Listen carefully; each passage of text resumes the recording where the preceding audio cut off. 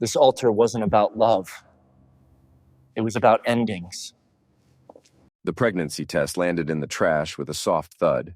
Graham Elkin stared at it through the bathroom doorway, watching his wife Maris smooth her dental scrubs over her flat stomach. 3 months. She'd said 3 months.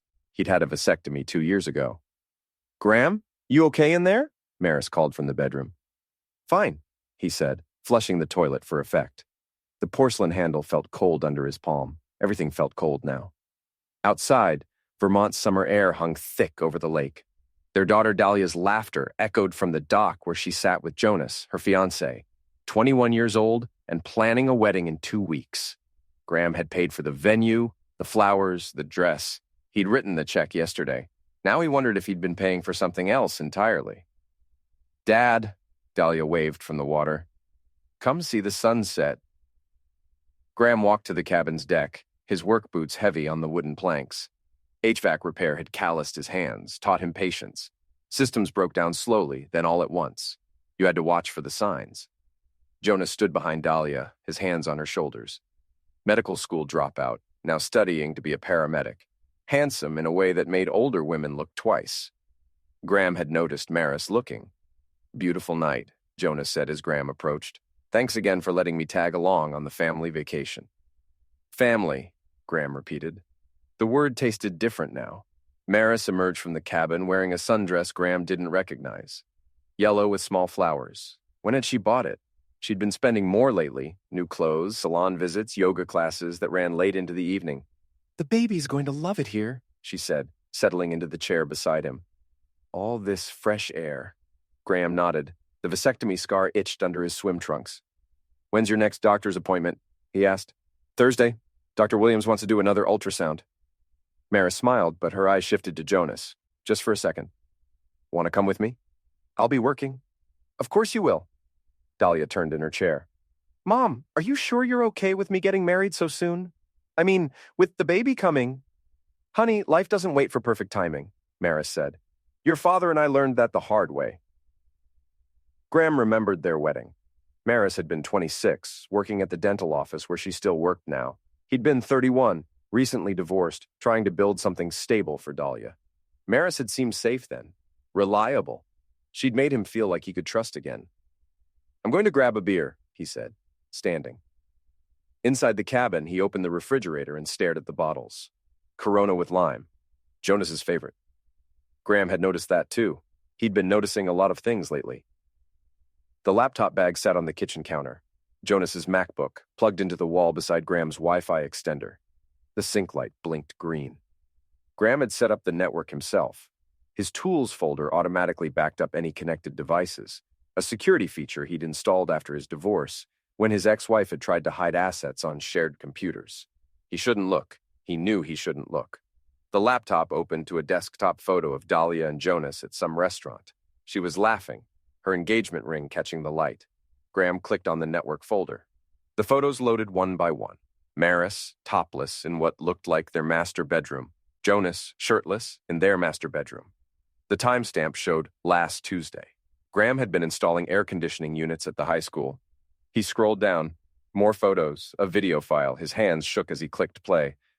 "Are you sure Graham won't be back?" Jonas's voice, breathy with excitement. "He's working late. He always works late." Maris's voice, huskier than Graham had heard it in years. "Besides, this is our last chance before the wedding. I still can't believe Dahlia doesn't suspect anything. She's too young to understand how these things work, how marriages really work." Graham closed the laptop. The sound of laughter drifted in from the deck. His daughter's laughter, bright and trusting. In 2 weeks, she would marry the man who was sleeping with her stepmother, the man who might be the father of the baby his wife claimed was his. The beer bottle slipped from his hand, shattering on the kitchen floor. Amber liquid spread across the linoleum, mixing with the broken glass. "Graham?" Maris called. "Everything okay?" "Just dropped something," he said, sweeping up the pieces with his bare hands. A shard cut his palm, and red drops splashed into the glass. "I'll clean it up." "You're hurt," Dahlia said, appearing in the doorway. "Dad, you're shaking." Graham looked at his daughter's face, so young and concerned. In the yellow light of the kitchen, she looked just like her mother, his first wife, the one who died in a car accident when Dahlia was 3, the one who'd never lied to him, never betrayed him, never made him question everything he thought he knew about love. "I'm fine," he said. "Just tired." "Why don't you sit down? I'll finish cleaning up."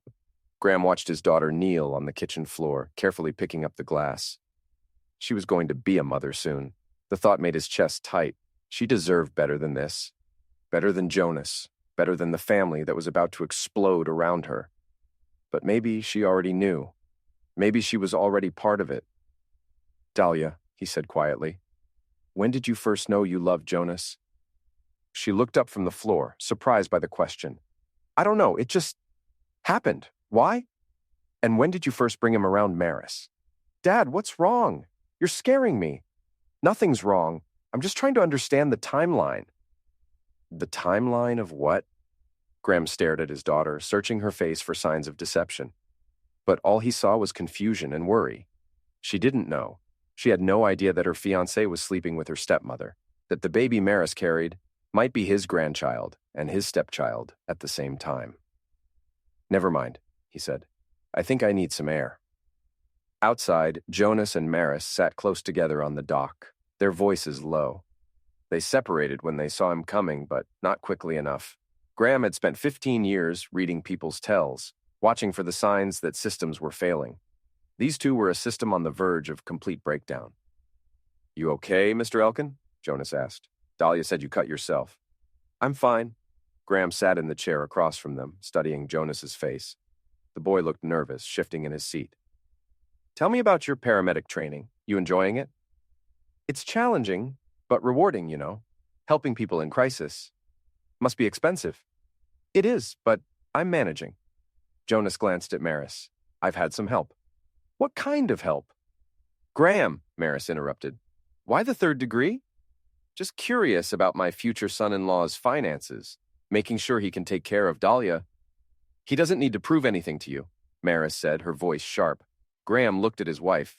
In the fading light, she looked younger than her 39 years. The pregnancy glow, maybe. Or maybe it was something else. Something that had nothing to do with the baby she claimed was his. "I'm going to call it a night," he said, standing.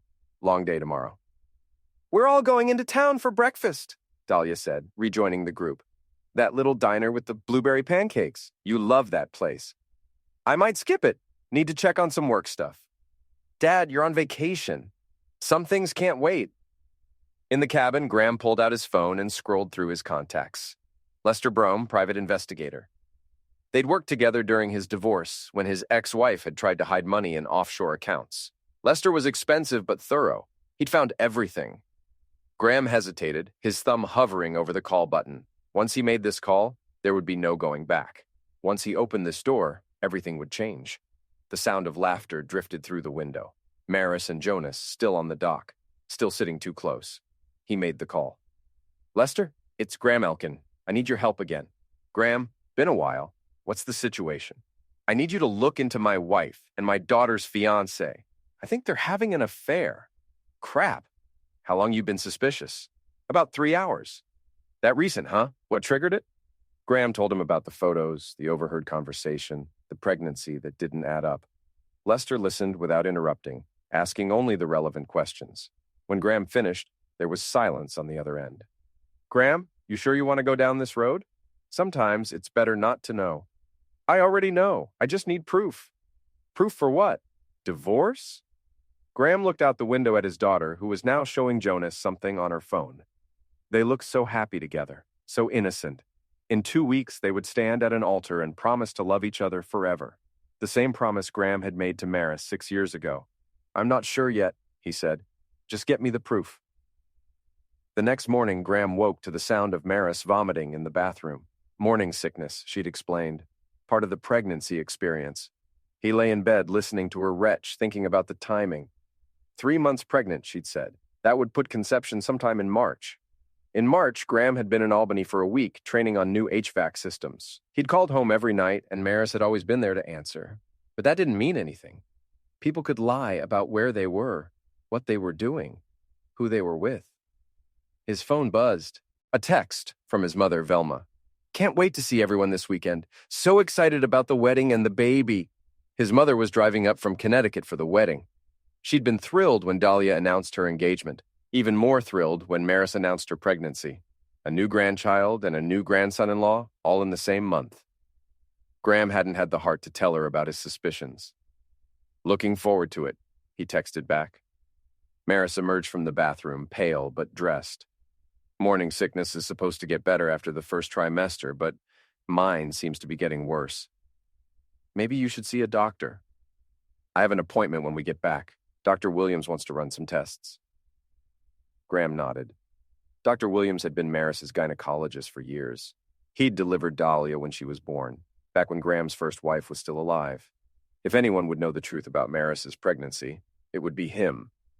"I think I'll come with you to that appointment," Graham said. Maris looked surprised. "Really? You never come to my doctor appointments." "This is different. This is our baby." Something flickered across Maris's face. Fear, maybe, or guilt. She turned away, pretending to look for something in her purse. "That would be nice," she said, but her voice sounded forced. Downstairs, Dahlia was making coffee. Jonas sat at the kitchen table, scrolling through his laptop, the same laptop that had revealed everything. "Morning, Mr. Elkin," Jonas said without looking up. "Sleep well?" "Like a baby," Graham said, pouring himself coffee. "What are you working on?" "Just some practice exams, paramedic certification stuff." Graham moved behind Jonas's chair, ostensibly to get cream from the refrigerator. On the laptop screen, he could see Jonas's email inbox. Several messages from M. Elkin with subject lines like "can't wait to see you" and "thinking of you." "Looks challenging," Graham said. Jonas minimized the email window quickly. "It is, but I'm determined to pass." "Good for you. It's important to finish what you start." At breakfast, the four of them sat in a booth at the local diner. Dahlia chattered about wedding plans while Maris picked at her blueberry pancakes. Jonas contributed to the conversation but kept glancing at his phone. Every few minutes, it would buzz with a text message. "Popular guy," Graham observed. "Just work stuff," Jonas said, silencing the phone. "I thought you didn't have work today." "Study group. We're all helping each other prep for the exam." Graham nodded. Another lie. He was starting to collect them, filing them away for future reference. In his experience, people who lied about small things usually lied about big things too. After breakfast, they walked around the small town. Dahlia and Jonas held hands, pointing out cute shops and local attractions. Maris walked beside Graham, but there was distance between them. More than just physical distance. She seemed to be somewhere else entirely. "Penny for your thoughts," Graham said. "Just thinking about the baby, about how everything's going to change." "Change how?" "You know, the dynamics, the responsibilities, everything." Graham wondered what dynamics she was really thinking about. The dynamics of sleeping with her stepdaughter's fiancé? The dynamics of carrying a baby that might not belong to her husband? "I suppose it will be different," he said. "But we'll figure it out. We always do." Maris looked at him then. Really looked at him. And for a moment, Graham saw something in her eyes. Sadness, maybe. Or regret. He wondered if she was thinking about confessing, about telling him the truth before it was too late. But the moment passed, and she looked away. That afternoon, while the others napped, Graham drove into town to use the Wi-Fi at the local library. He wanted to research private investigators online to see if there were any closer to home than Leicester. But more than that, he wanted some time alone to think. The library was nearly empty, just a few teenagers on the computers and an elderly man reading newspapers. Graham found a quiet corner and opened his laptop. Lester had already sent an email with preliminary findings. Jonas Reese, age 24, currently enrolled at Vermont Community College. No steady employment. Credit score of 620. 2 speeding tickets in the past year. Nothing too alarming, but nothing impressive either. More interesting was the financial information. Jonas's tuition had been paid in full for the current semester, despite having no job. The payment had come from a joint account belonging to Graham and Maris Elkin. Graham stared at the screen. He'd never authorized that payment. He'd never even known about it. But there it was, $4,200 paid to Vermont Community College on behalf of Jonas Reese, funded by money Graham had earned installing air conditioning units and fixing heating systems. His phone rang. Lester.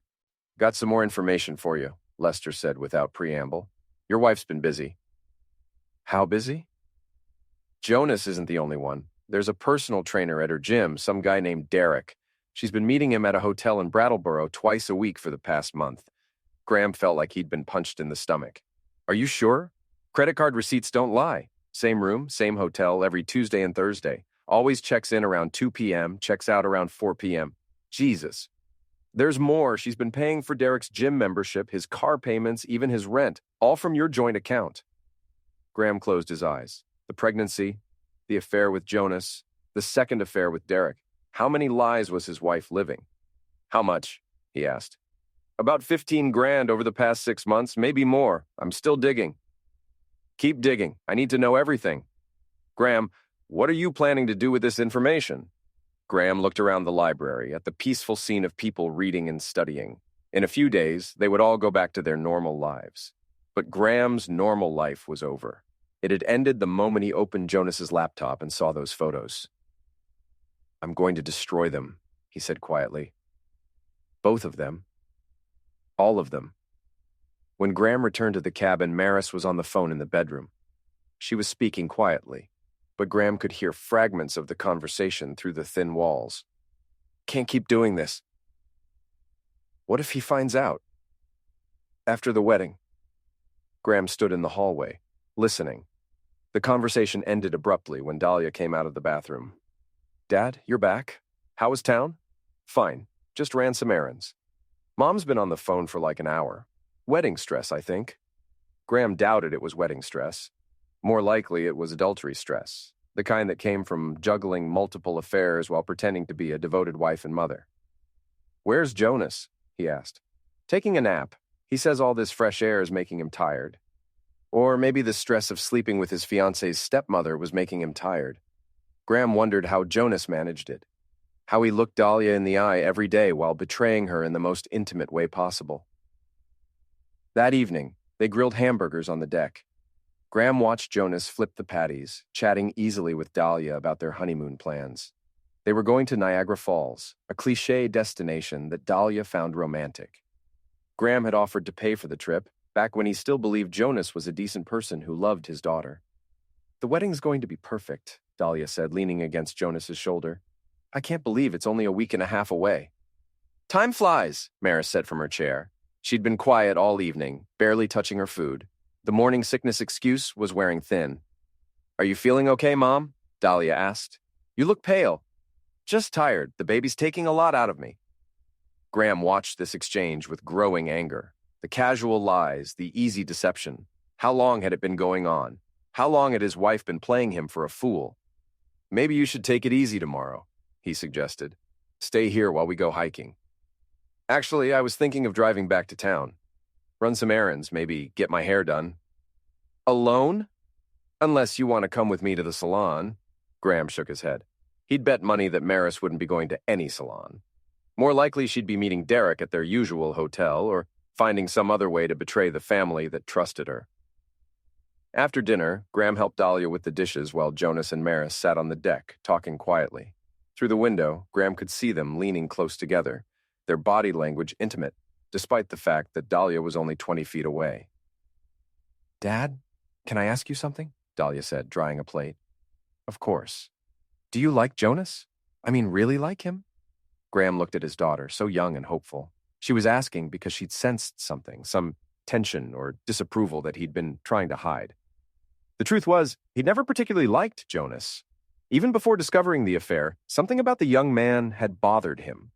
Too smooth, too charming, too quick with the right answers. What makes you ask?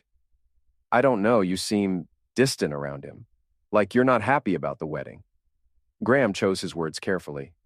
I want you to be happy, Dahlia. That's all I've ever wanted. But I also want you to be careful. Marriage is complicated. People aren't always who they seem to be. Dahlia frowned. Are you and Mom having problems? The question hung in the air between them. Graham could tell her the truth, could share his suspicions and the evidence Lester had found. But that would destroy her, and she'd already been through enough trauma in her young life, losing her mother at 3, adjusting to a stepmother, now planning a wedding while dealing with an unplanned pregnancy in the family. All marriages have their challenges, he said finally. That's not really an answer. It's the only answer I can give you right now. That night, Graham lay awake listening to Maris breathe beside him. She'd taken a sleeping pill, claiming the pregnancy was giving her insomnia. More likely, the guilt was keeping her awake, the stress of maintaining so many lies.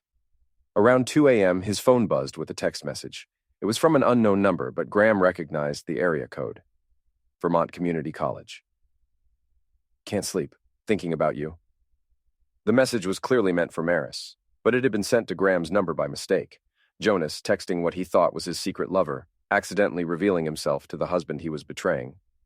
Graham screenshot the message and forwarded it to Lester, then deleted it from his phone. Evidence was piling up, more than enough to prove the affair. But Graham wanted more than proof. He wanted justice. The next morning brought unexpected visitors. Graham was drinking coffee on the deck when a familiar car pulled into the driveway. His mother, Velma, climbed out looking flustered. "Mom, you're early. The wedding isn't until next week." I know.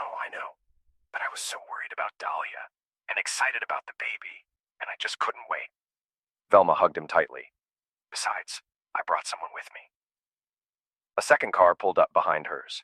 Graham watched in shock as his ex-brother-in-law, Trevor Lang, got out. Trevor was Dahlia's biological father's brother, the only connection she had left to her mother's side of the family. "Trevor, what are you doing here?" "Your mother called me," Trevor said, shaking Graham's hand. "Told me about the wedding and the baby. I wanted to meet this Jonas kid, make sure he's good enough for our girl." Graham's mind raced. He'd barely spoken to Trevor in years, not since Dahlia's high school graduation. The man had his own family, his own life. Why was he suddenly interested in Dahlia's wedding? "I hope you don't mind," Velma said. "I just thought it would be nice to have more family here for the big day." Dahlia appeared in the doorway, attracted by the voices. When she saw Trevor, her face lit up. "Uncle Trevor, I can't believe you're here." Graham watched the reunion with growing unease. Too many people, too many complications. His plan had been simple: gather evidence, confront the cheaters, protect his daughter. But now there were witnesses, family members who would ask questions and demand explanations. Maris joined them on the deck, looking surprised and slightly panicked at the unexpected arrivals. "Mrs. Elkin," Trevor said, nodding politely. "Congratulations on the pregnancy." "Thank you. Graham didn't mention you were coming." "I didn't know," Graham said. "This is a surprise to me, too." Jonas emerged from the cabin, drawn by the commotion. When he saw the crowd of people, his face went pale. "Jonas," Dahlia said excitedly. "This is my grandmother Velma and my uncle Trevor. Everyone, this is my fiancé." Trevor studied Jonas with the critical eye of a protective father figure. "So you're the young man who's stealing our girl?" "I prefer to think of it as joining the family," Jonas said, recovering his composure. "What do you do for work, son?" "I'm studying to be a paramedic, emergency medical services. Noble profession. How do you plan to support a family on a paramedic's salary?" Jonas glanced at Maris, a quick look that Trevor didn't catch, but Graham did. "We'll manage. Dahlia's going to keep working, and I'll have a steady job once I'm certified." "And where will you live?" "We found a nice apartment in Burlington. Nothing fancy, but it's ours." Graham wondered who was paying for that apartment. According to Lester's research, Jonas had no steady income and significant debt. Someone was funding his lifestyle, and Graham was pretty sure he knew who. The day passed in a blur of family conversation and wedding planning. Velma fussed over Dahlia's dress and the flower arrangements, while Trevor interrogated Jonas about his intentions and his prospects. Graham found himself relegated to the role of observer, watching the interactions and filing away details. That evening, after everyone had gone to bed, Graham received another call from Lester. "I've been digging deeper into your wife's finances," Lester said. "She's got a separate credit card you don't know about. Been using it to pay for all kinds of things." "What kinds of things?" "Hotel rooms, restaurant meals, gifts, expensive gifts. There's a $3,000 charge to a jewelry store in Burlington from last month." Graham thought about the engagement ring on Dahlia's finger. He'd paid for that himself, nearly $5,000 for a modest diamond solitaire. But what if there was another ring? What if Maris had bought something for herself or for one of her lovers? "Keep tracking the credit card," Graham said. "I want to know every purchase." "Graham, I have to ask, are you planning something illegal? Because if you are, I can't be part of it." "I'm not planning anything illegal, just thorough." "Thorough can turn into obsessive pretty quickly, and obsessive can turn into dangerous." Graham ended the call and sat in the darkness of the cabin's living room. Outside, the lake lapped gently against the shore. It was peaceful here, quiet, removed from the complications of everyday life. In a few days, they would all go back to their normal routines. Except, there was nothing normal about any of this anymore. His phone buzzed with another text, this one from Dahlia's phone. "Dad, are you awake? Can you come outside? I need to talk to you." Graham found his daughter sitting on the dock, her feet dangling in the water. She'd been crying. "What's wrong?" "I think I made a mistake," she said quietly. Graham's heart rate spiked. "What kind of mistake?" "Getting engaged so young, planning a wedding so fast. I love Jonas, but sometimes I feel like I don't really know him." "What do you mean?" "He's been acting strange lately, secretive, and he's always on his phone, always texting someone.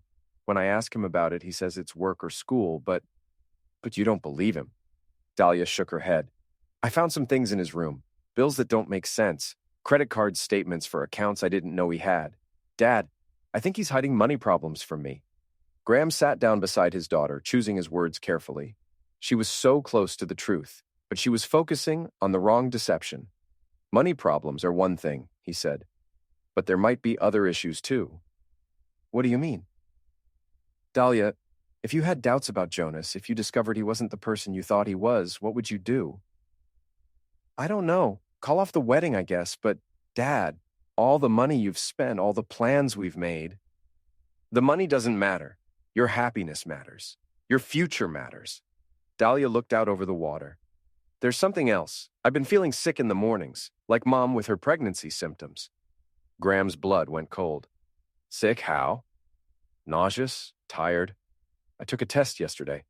She pulled something from her pocket. "A pregnancy test, positive." "Jonas doesn't know yet. I'm scared to tell him. What if he's not ready? What if this ruins everything?" Graham stared at the test in his daughter's hand.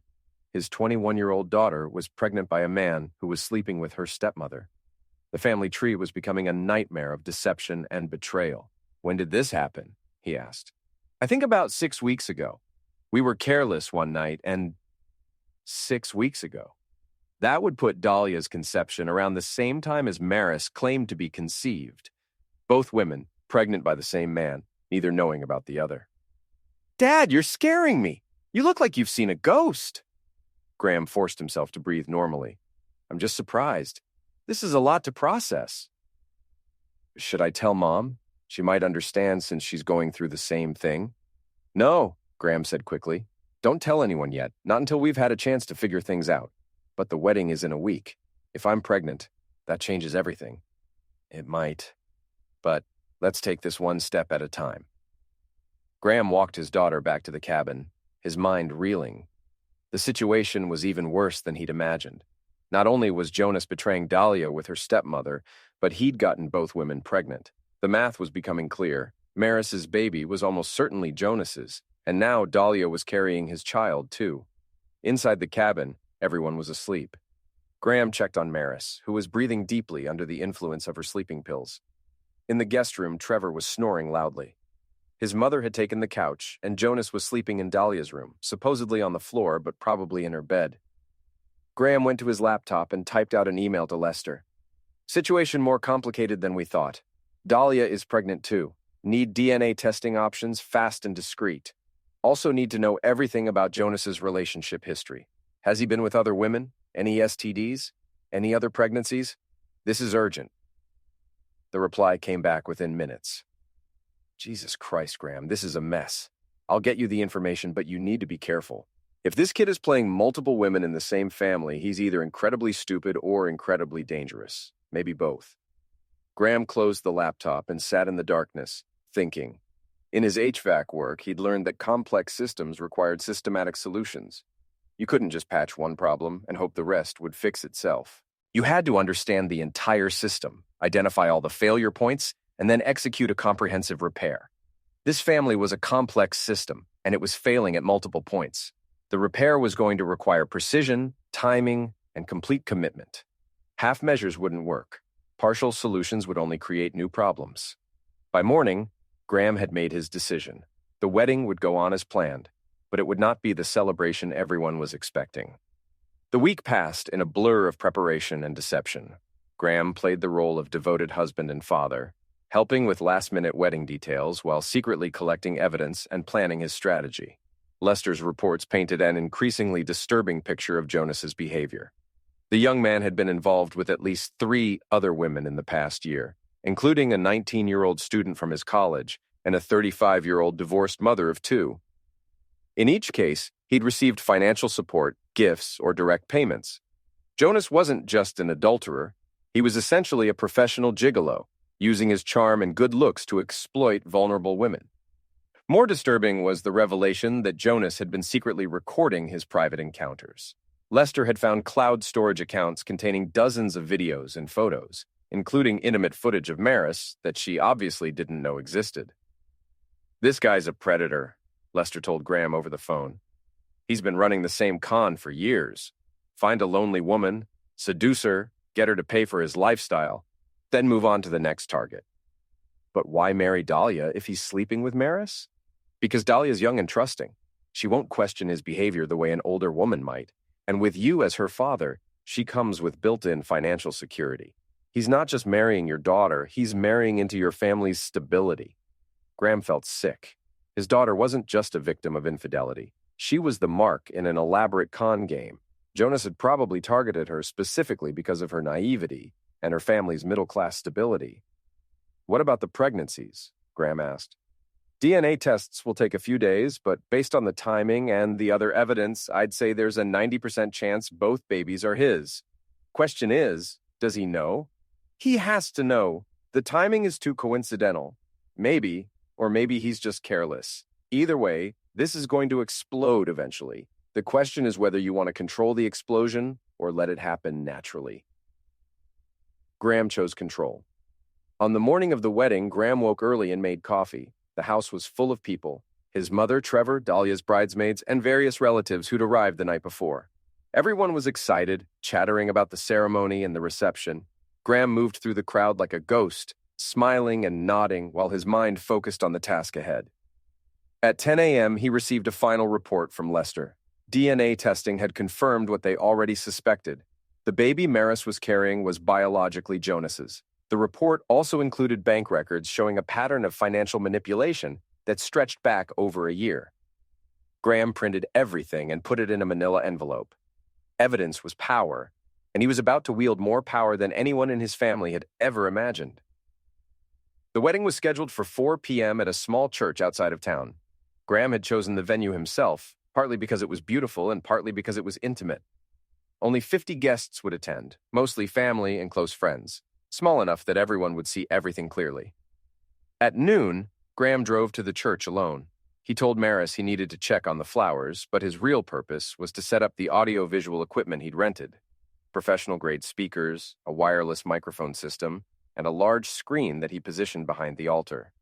"Testing for the wedding video," he told the confused pastor. "Just want to make sure everything works perfectly." Back at the house, chaos reigned. Dahlia was getting her hair done while her bridesmaids fussed over makeup and dresses. Maris emerged from the master bedroom wearing a pale blue dress that accentuated her pregnancy bump. She looked radiant, glowing with what everyone assumed was maternal joy.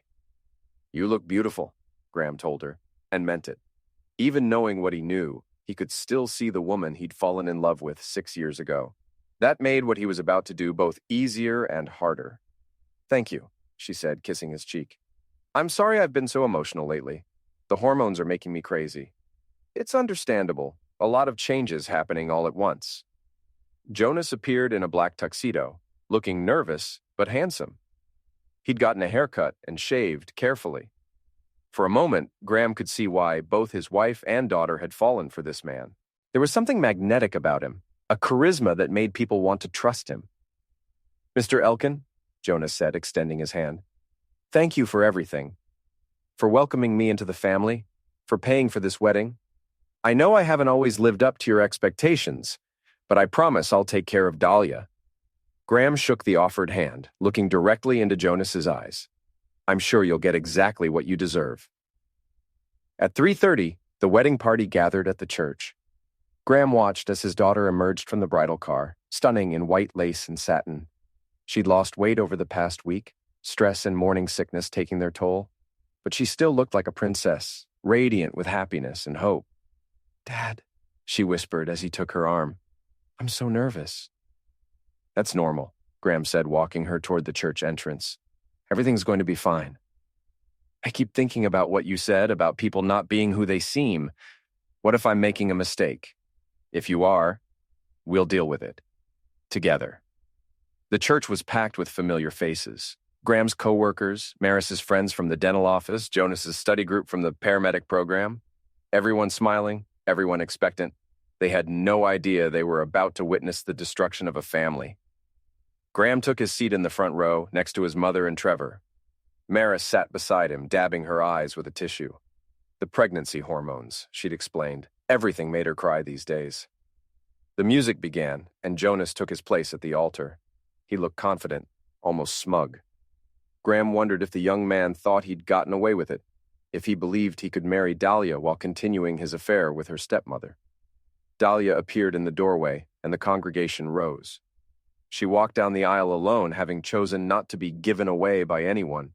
Independent and strong, just like her mother had been. Graham's heart broke a little watching her approach the altar where her future husband waited. The pastor began the ceremony with traditional words about love and commitment.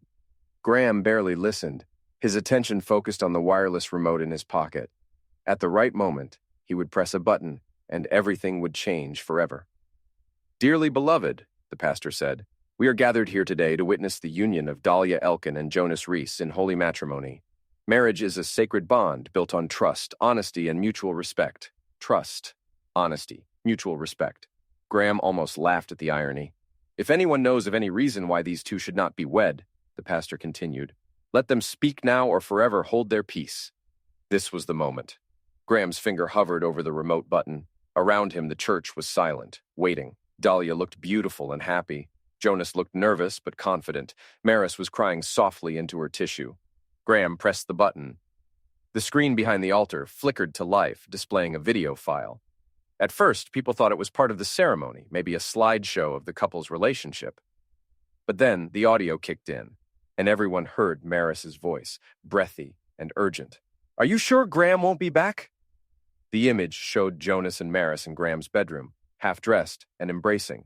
The timestamp indicated the video was recorded 3 days ago. While the wedding preparations were in full swing, gasps echoed through the church. Dahlia spun around to look at the screen, her face going white. Jonas lunged toward the projection equipment, but Graham was already moving. "Ladies and gentlemen," Graham said, standing and facing the congregation. His voice carried clearly through the wireless microphone system. "I apologize for interrupting this joyful occasion, but I felt you all deserved to know the truth about the happy couple." The video continued playing, showing more intimate moments between Jonas and Maris. The audio captured their conversation about the pregnancy, about keeping their affair secret, about how naive Dahlia was. "Dad?" Dahlia whispered, her voice breaking. "What is this?" "This is your fiancé," Graham said calmly, "having an affair with your stepmother. For the past 8 months. Chaos erupted. Maris jumped up from her seat, screaming denials. Jonas tried to reach the projection equipment, but was blocked by several large men from Graham's HVAC crew. Dahlia collapsed into a chair, sobbing. "There's more," Graham announced, pressing another button on the remote. Financial records appeared on the screen, showing payments from the Elkin joint account to Jonas's personal accounts. Tuition payments, rent payments, car payments, a total of nearly $30,000 over the past year. "This is how your future husband has been supporting himself," Graham continued. "With money stolen from our family account. Money I earned working 60-hour weeks while he was seducing my wife." Trevor stood up from his seat, his face red with anger. "You son of a witch," he said, moving toward Jonas. "She's just a kid." "It's not what it looks like," Jonas said desperately. "I can explain everything." "Really?" Graham pressed another button, and audio began playing. Jonas's voice, recorded during one of his sessions with Maris. "The kid's so stupid she believes everything I tell her, and once we're married, I'll have access to her trust fund. Plus, if something happens to Graham, Maris and I will inherit everything." The church fell silent, except for Dahlia's quiet sobs. The recording continued, revealing Jonas's plan to manipulate both women, to use the pregnancy to secure his financial future, to eventually eliminate Graham from the picture entirely. "You recorded us," Maris said, staring at Jonas in horror. "You recorded everything." "Security measure," Jonas said, his charming facade finally cracking. "Insurance policy." Graham felt a strange calm settle over him. This was the moment he'd been planning for weeks. and it was unfolding exactly as he'd envisioned. The truth was finally out, laid bare for everyone to see. "Officer Breen," Graham called out, noticing the detective who'd been sitting in the back row. She was a friend of the family, invited as a guest, but Graham had known she would respond professionally to what she witnessed. "Mr. Elkin," Detective Breen said, moving toward the altar, "this is quite a revelation. Financial fraud, identity theft, coercion," Graham said, handing her the manila envelope. "Everything's documented. Plus, I believe you'll find evidence of other crimes if you search Mr. Reese's electronic devices." Jonas made a break for the door, but Graham's co-workers were ready for him. They tackled him in the aisle, pinning him down until Detective Breen could apply handcuffs. "Jonas Reese," she said formally, "you're under arrest for financial fraud and theft. You have the right to remain silent." Maris was still standing at the altar, staring at the screen where evidence of her crimes continued to display. The pregnancy bump under her blue dress seemed obscene now, a visible reminder of her betrayal. "Maris Elkin," Detective Breen continued, "you're also under arrest as an accessory to financial fraud." "I'm pregnant," Maris said weakly. "You can't arrest a pregnant woman."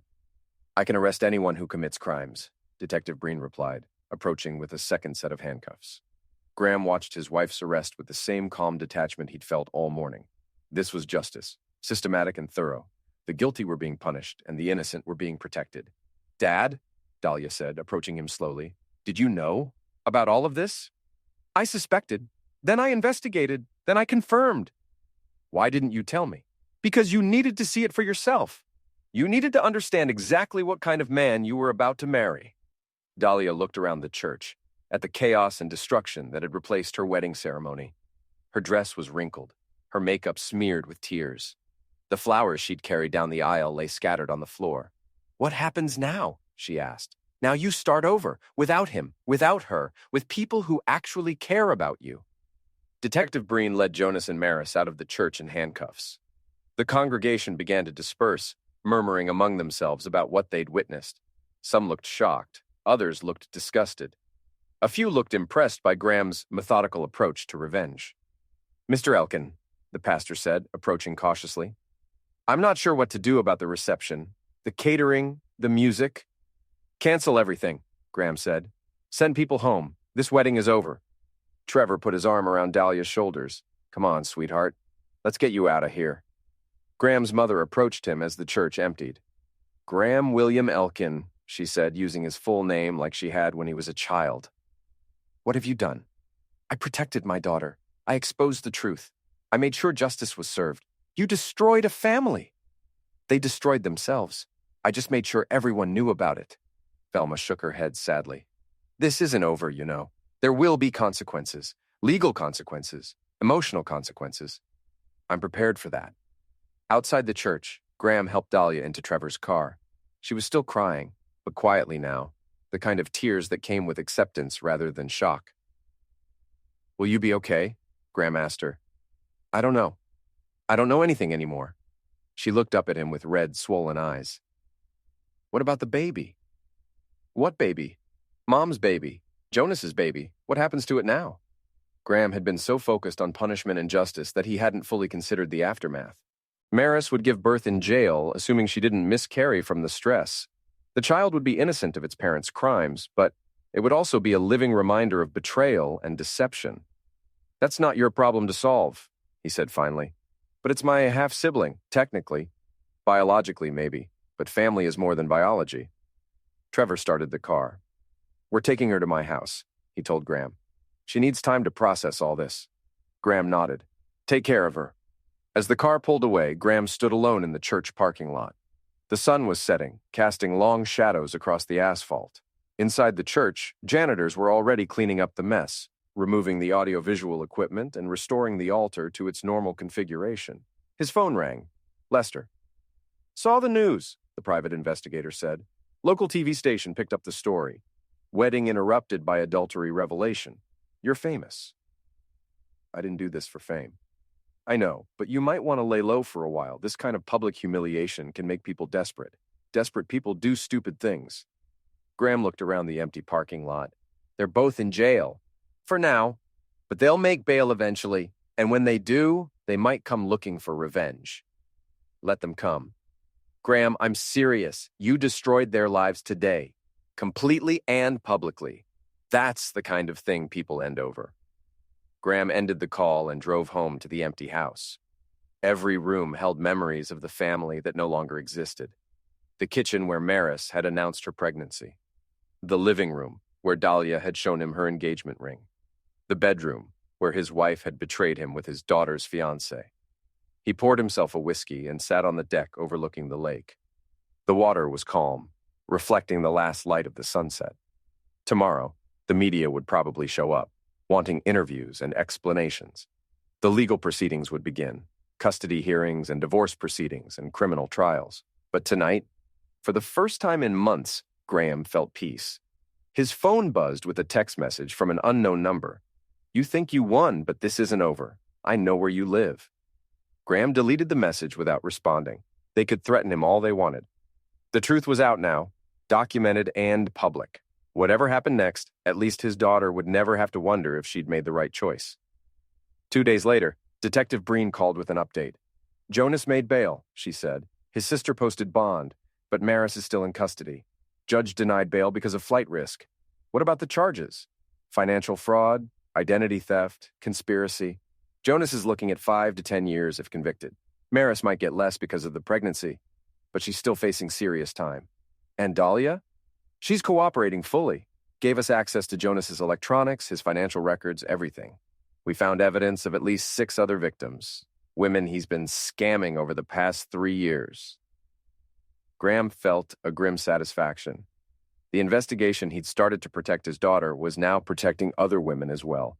Justice was expanding beyond his personal situation. "There's something else," Detective Breen continued. "Jonas violated his bail conditions. He tried to contact your daughter yesterday, left threatening messages on her voicemail. We're issuing a warrant for his arrest." "What kind of threats?" "The usual. Blamed her for his problems. Said she ruined his life. Classic manipulation tactics." Graham remembered Lester's warning about desperate people doing stupid things. Jonas was definitely desperate now. His carefully constructed cons exposed, his future destroyed. That made him dangerous. "I'll let Dahlia know," Graham said. "Already did. She's staying with her uncle for now, and we've got extra patrols in the area. But you should be careful too. You're the one who exposed him." That evening, Graham was working in his garage when he heard a car pull into the driveway. Through the window, he saw Jonas getting out of a battered sedan, moving with purpose toward the front door. Graham reached for his phone to call police, but Jonas was already pounding on the door. "Open up, you bastard," Jonas shouted. "You destroyed my life. You destroyed everything." Graham moved through the house carefully, staying away from windows. He'd changed the locks after Maris's arrest, but Jonas was young and desperate. There was no telling what he might do. "I know you're in there," Jonas continued. "Come out and face me like a man." The pounding stopped, and Graham heard footsteps moving around the house. Jonas was checking other entrances, looking for a way in.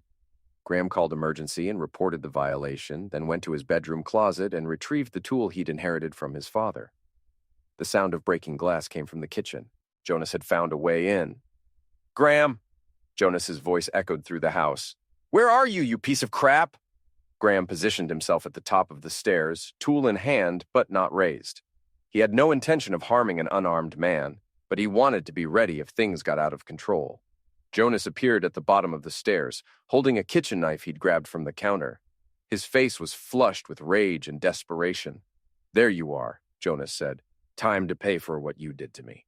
"What I did to you?" Graham kept his voice calm. "I exposed the truth. Everything else is consequences of your own actions. I loved her. I loved them both. And you destroyed it because you're a jealous, pathetic old man. You were using them. Using their money, using their trust, using their bodies. That's not love." Jonas started up the stairs, knife raised. "You don't know anything about love. You're just a cold, bitter mechanic who couldn't keep his wife satisfied." Graham raised the tool, not aiming it directly at Jonas, but making sure it was clearly visible. "That's far enough. You won't do anything. You're too much of a coward. Try me." Jonas hesitated on the stairs, weighing his options. The sound of sirens grew louder outside. "This isn't over," Jonas said, backing down the stairs. "Even if they lock me up, this isn't over. Someday I'll get out and I'll find you." "No," Graham said quietly. "It is over. Today. Right now." Police cars surrounded the house, their lights flashing red and blue through the windows. Jonas dropped the knife and raised his hands, finally understanding that his options had run out. Detective Breen led Jonas away in handcuffs for the second time in 3 days. This time, there would be no bail, no second chances. Attempted breaking and entering, attack with a deadly tool, violation of bail conditions. Jonas's criminal career was finished. "You okay?" Detective Breen asked Graham. "I'm fine. Is this really over now?" For Jonas, yeah. He's looking at serious prison time, especially with the other victims coming forward. The DA is talking about federal charges too, since he scammed women in multiple states. And Maris? Still in custody. Her lawyer is trying to work out a plea deal, but she's not cooperating. Keeps insisting she's the victim in all this. Graham wasn't surprised. Maris had always been good at rewriting history to make herself look innocent, but the evidence was overwhelming now, documented and public. There was no narrative she could construct that would explain away the videos and financial records. 6 months later, Graham sat in a courtroom watching Jonas receive a 15-year sentence for multiple counts of fraud, theft, and attack. Maris had already been sentenced to 8 years, though she would likely serve less due to the pregnancy and her cooperation in testifying against Jonas. Dahlia sat beside him, 8 months pregnant and showing. She'd decided to keep the baby despite everything, arguing that the child wasn't responsible for its father's crimes. Graham had supported her decision, though privately he worried about the challenges she would face as a single mother. "Do you feel better now?" she asked as they left the courthouse. "Better how?" "Like justice was served, like you got revenge." Graham considered the question. Jonas was in prison, Maris was in prison, the truth was public, and the other victims had been compensated from their recovered funds. By any objective measure, justice had been served. But Graham didn't feel triumphant. He felt empty, like a man who'd spent so much energy on destruction that he'd forgotten how to build anything positive. "I feel like I did what needed to be done," he said finally. "But was it worth it? Destroying the family, putting everyone through this trauma?" Ask me that question in 10 years, when you've raised your child without a criminal father, when you've built a life based on honesty instead of lies. And tell me if it was worth it. Dahlia didn't respond. She was still young, still processing the magnitude of what had happened. Graham understood that she might never forgive him for the way he'd exposed the truth, for choosing public humiliation over private confrontation. But forgiveness wasn't the point. Protection was the point. Justice was the point, making sure that people who hurt innocent victims faced consequences for their actions. 3 years later, Graham received a letter from Maris. She'd been released early for good behavior and wanted to see their child. The baby she'd claimed was his, who had turned out to be Jonas's, who was now being raised by Dahlia with help from Trevor's family. Graham threw the letter away without responding. 5 years later, Jonas was released on parole. He moved to another state, changed his name, and tried to rebuild his life. But the internet never forgot. His crimes were documented online, searchable by anyone who bothered to look. He would never again be able to run the same cons, never again be able to exploit vulnerable women with promises of love and commitment. 7 years later, Dahlia graduated from nursing school with honors. She'd used the trauma of her experience to fuel a desire to help others, to heal instead of hurt. Her son was 6 years old, bright and curious, with no memory of his biological father. "I think I understand now," she told Graham at her graduation party. "What you did, why you did it. Do you forgive me?" "I don't know if forgiveness is the right word, but I'm grateful. If you hadn't stopped me from marrying Jonas, if you hadn't exposed what he was, I might have wasted my whole life believing in a lie." Graham nodded. It was enough, more than enough. 10 years later, Graham died quietly in his sleep. He'd lived alone since the destruction of his marriage, content with his work and his books and his occasional visits with Dahlia and his grandson. He'd never remarried, never tried to rebuild what had been broken.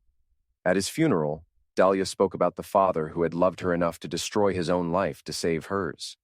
She talked about the difference between comfort and protection, between enabling lies and exposing truth. He wasn't a perfect man, she said to the gathered mourners. But he was a man who understood that sometimes love requires difficult choices. Sometimes love requires sacrifice. Sometimes love requires becoming the villain in someone else's story so they can become the hero of their own. In the end, that was Graham's legacy, not the HVAC systems he'd repaired, or the money he'd earned, or the comfortable life he'd built. His legacy was the daughter he'd saved, and the grandson who would grow up free from the lies that had nearly destroyed their family. Sometimes the real punishment isn't death or jail. Sometimes it's waking up every day knowing you were outplayed by someone who loved their family more than they loved themselves.